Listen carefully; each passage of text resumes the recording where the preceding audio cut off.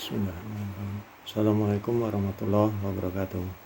Eh, Sebelumnya pertama-tama perkenalkan, nama saya Doni Arianto, eh, mahasiswa Universitas Terbuka Pekanbaru semester awal tahun ini dari Fakultas Ilmu Komunikasi.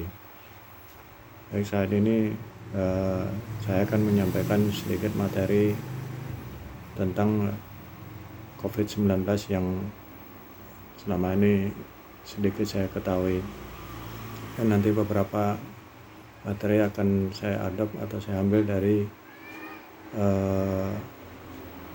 referensi dari websitenya WHO Indonesia.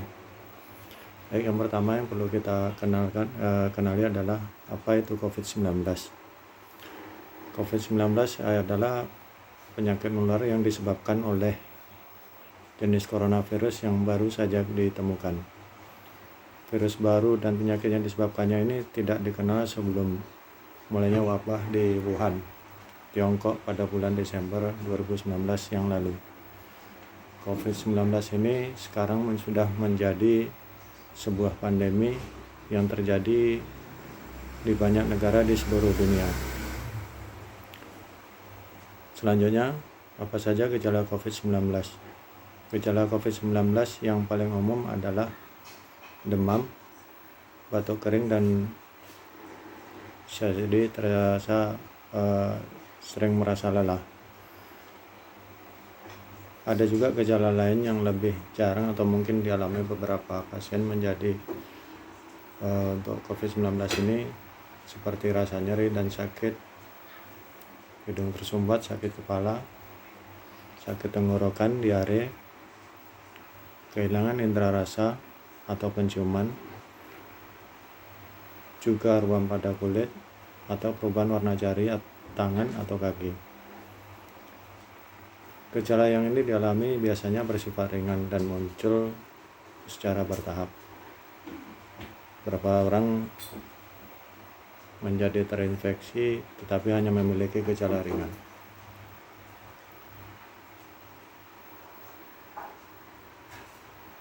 Jika sudah tergejala seperti yang di atas tadi, apa yang harus kita lakukan dan kapan harus mencari pertolongan medis? Jika kita mengalami gejala ringan seperti batuk ringan atau demam ringan, secara umum tidak perlu mencari pertolongan medis. Tetap di rumah, isolasi diri, dan pantau gejala Anda. Ikuti panduan nasional tentang isolasi mandiri.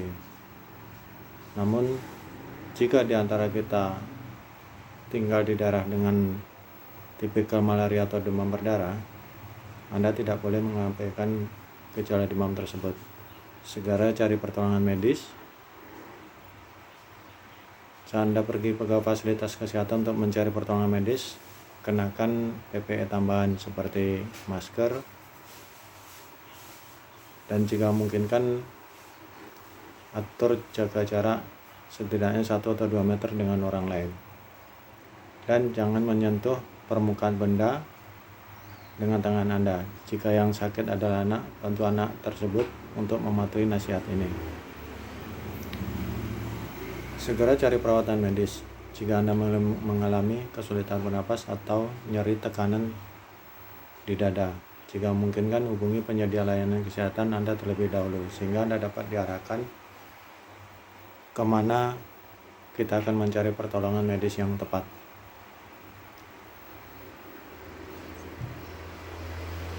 Mungkin sudah beberapa banyak orang mengetahui bagaimana cara COVID-19 ini menyebar. COVID-19 ini menyebar atau dapat tertular dari orang lain yang sudah terinfeksi. COVID-19 dapat menyebar terutama dari orang ke orang melalui percikan dari hidung atau mulut yang keluar saat orang yang terinfeksi tersebut batuk, bersin, atau berbicara. Percikan-percikan ini relatif berat. Perjalanannya tidak jauh dan jatuh ke tanah dengan cepat.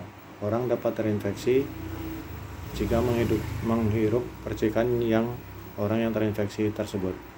Oleh karena itu, penting bagi kita untuk menjaga jarak minimal 1 atau 2 meter dengan orang lain.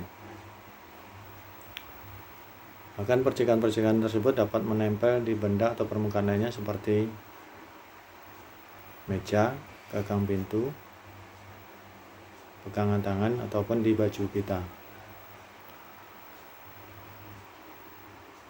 Orang dapat terinfeksi dengan menyentuh benda atau permukaan tersebut, kemudian menyentuh mata, hidung, atau mulut mereka. Inilah sebabnya penting untuk mencuci tangan secara teratur dengan sabun dan air bersih mengalir, atau membersihkannya dengan cairan antiseptik berbahan dasar alkohol.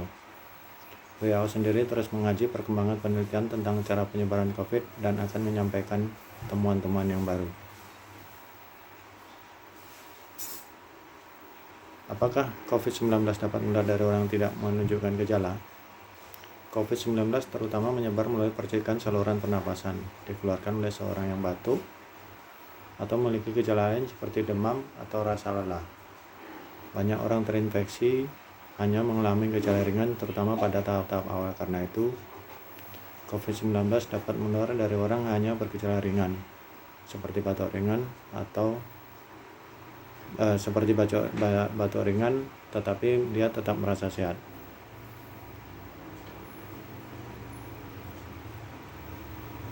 Apa yang perlu kita melindungi diri kita dan juga orang lain yang tidak mengetahui siapa yang terinfeksi? Mempraktekkan kebersihan dan memperhatikan kebersihan tangan dan pernapasan setiap saat sangatlah penting. Merupakan cara terbaik untuk melindungi orang lain dan diri Anda sendiri. Apabila memungkinkan, jaga jarak dengan orang yang minimal 1 meter.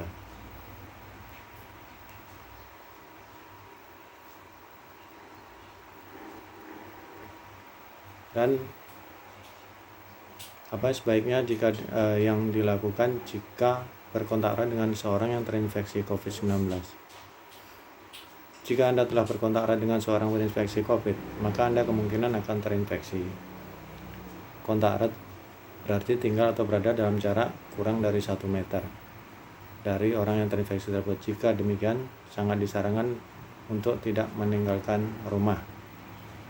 Namun jika Anda tinggal di daerah mana terdapat kasus malaria dan demam, maka penting untuk tidak mengabaikan gejala demam. Seperti tadi yang diungkapkan sebelumnya, segera cari pertolongan medis. Jika tidak tinggal di daerah dengan kasus malaria atau demam berdarah, lakukan hal berikut. Jika Anda sakit, yang pertama, jika Anda sakit, meskipun gejalanya ringan, Anda harus melakukan isolasi mandiri. 2. Meskipun Anda tidak menyadari telah terpapar COVID-19 dan mengalami gejala, lakukan isolasi mandiri dan pantau diri Anda. 3. Anda lebih mungkin infeksi orang lain pada tahap awal penyakit meskipun gejala Anda ringan. Oleh karena itu, isolasi mandiri sangatlah penting. Yang terakhir, jika Anda memiliki gejala tetapi telah terpapar orang yang terinfeksi, lakukan karantina mandiri kurang lebih selama 14 hari.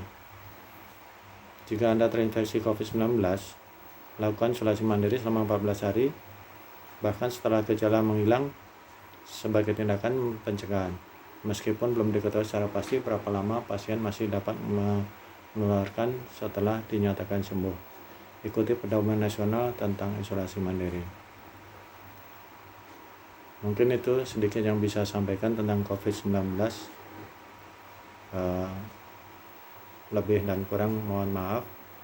Nanti untuk referensi akan saya cantumkan dalam tugas saya. Jika Anda ingin tahu lebih panjang, silahkan klik referensi tersebut. Demikian, terima kasih. Assalamualaikum warahmatullahi wabarakatuh.